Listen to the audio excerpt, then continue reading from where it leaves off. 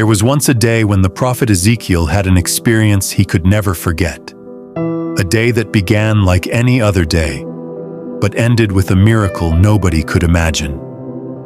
God took Ezekiel somewhere strange, not to a palace, not to a city, not even to a quiet village. God brought him to a valley, but this valley had no flowers, no trees, no animals.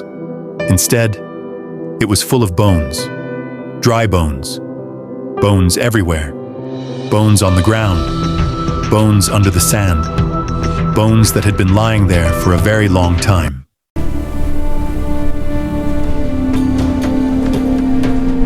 As Ezekiel walked through the valley, he looked carefully at the bones. They were not fresh bones. They were not new bones. They were very dry bones.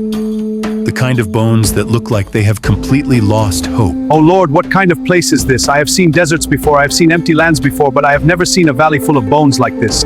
This bone is so dry it might break if I sneeze. Even the dust is tired. Ezekiel walked carefully, step by step, looking at skulls, ribs, and scattered bones. The valley was silent, very silent.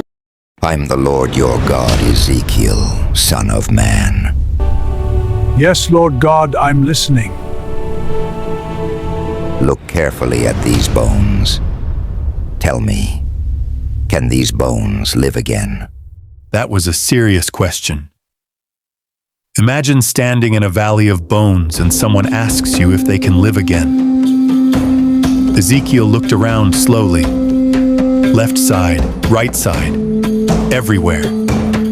Bones, dry bone. Lord God, you know everything. You know what people cannot know, so I will say this, only you know. Ezekiel was wise. He knew that with God, even impossible things can happen.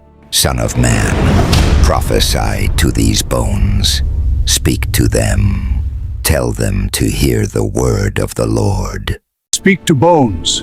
Lord, bones don't have ears, but if you say so, I will speak. Dry bones, hear the word of the Lord! I will make breath enter you, and you will come to life. Moment. Nothing happened. The valley remained silent. The dry bones lay scattered across the ground, just as they had for many years. But then, something began to change. A faint sound echoed across the valley. A soft rattling, then another, and another. Soon the entire valley began to tremble. Bones that had been lying still for ages began to move. Skulls rolled across the dusty ground. Ribs slid through the sand. Leg bones shifted slowly toward each other. Bone moved toward bone. Peace joined with peace. What had once been scattered across the valley was slowly coming together. The sound of rattling bones filled the air. Dust rose as the ground shook with movement. Everywhere Ezekiel looked, the impossible was happening. The bones were coming together, forming skeletons, standing where nothing but dry remains had once been. The valley that had once been silent was now alive with movement. Bones came together, bone to bone, piece to piece, legs connected, arms attached. Ribs returned to their places. Soon, something amazing happened. Muscles formed, skin appeared, bodies stood up. But something was still missing. They had bodies, but no breath. They stood there quietly like statues. This is impressive, but they still look like they forgot something important. Oh yes, breath. Prophesy to the breath. Call the wind. Tell the breath to come, so these people may live. Come, breath of God! Come from the four winds and enter these bodies! Give them life! Suddenly the wind blew across the valley. The breath of God entered the bodies. Then something powerful happened. They breathed, they moved, they opened their eyes.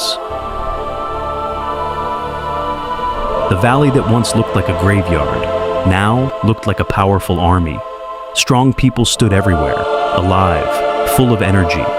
What was once dry and hopeless was now full of life. Son of man, These bones represent my people. They said, "Our hope is gone, but I will restore them. I will bring life where there was death. Then they will know I am the Lord." Ezekiel learned something unforgettable. No matter how dry something looks, no matter how hopeless something seems, when God speaks, life can return. Even dry bones can rise again. All together, nothing is impossible for God.